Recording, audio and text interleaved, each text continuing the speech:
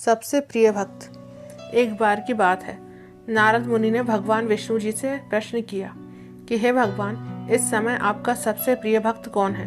अब विष्णु जी तो भगवान हैं, सो झट से समझ गए अपने भगत नारद मुनि की बात और मुस्कुराकर बोले, मेरा सबसे प्रिय भगत उस गांव में एक मामूली किसान है। यह सुनकर नारद मुनि थोड़े निराश हुए और फिर से प्रश्न किया, हे भगवान, आपका बड़ा भगत तो मैं हूँ, तो फिर मैं प्रिय क्यों नहीं।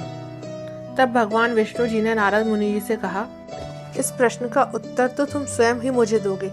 जाओ, जाकर एक दिन उस किसान के घर जाकर रहो और फिर सारी बातें आकर मुझे बताना। सुबह सुबह नारद मुनि मुंह अंधेरे उस किसान के घर पहुंच गए।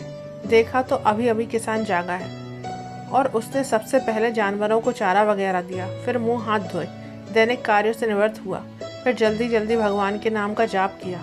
रूखी सूखी रोटी खाकर जल्दी से खेतों में काम करने चला गया और सारा दिन खेतों में काम किया। शाम को वापस आकर जानवरों को अपनी अपनी जगह बांधा, उन्हें चारा पानी डाला, फिर हाथ मुंह धोए कुल्ला किया और थोड़ी देर भगवान का नाम लिया। फिर अपने परिवार के संग बैठकर भोजन किया और कुछ बातें की और फिर सो गया। अब सारा दिन यह सब देखकर नारद मुनि जी भगवान विष्णु के पास वापस आए और बोले, भगवान, आज मैं सारा दिन उस किसान के संग रहा, लेकिन वह तो ढंग से आपका नाम भी नहीं ले सकता। उसने थोड़ी देर सुबह और थोड़ी देर शाम को जल्दी जल्दी आपके नाम का जाप किया और मैं तो 24 घंटे सिर्फ आपका ही नाम जपता हूँ। क्या अब भी मैं आपका प्रिय भक्त नहीं हूँ? वह गरीब किसान है। भगवान विष्णु जी ने नारद जी की बात सुनकर कहा, अब इस बात का उत्तर भी तुम स्वयं ही देना। और भगवान विष्णु जी ने एक कलश अमृत से भरकर नारद मुनि को थमाया और बोले, इस कलश को लेकर तुम तीनों लोगों की परिक्रमा करके आओ, लेकिन ध्यान रहे, अगर एक बूंद भी अमृत नीचे गिरा तो तुम्हारी सारी भक्ति और पुण्य नष्ट हो जाएंगे।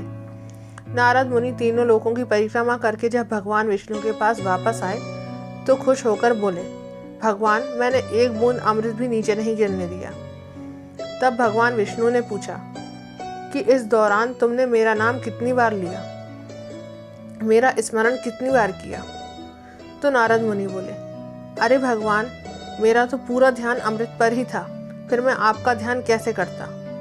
तब भगवान विष्णु ने कहा, हे नारद, देखो उस किसान को, वह अपना कर्म करते हुए भी नियमित रूप से मेरा स्मरण करता है, क्योंकि जो अपना कर्म करते हुए भी मेरा जाप करे वही मेरा सबसे प्रिय भक्त होता है।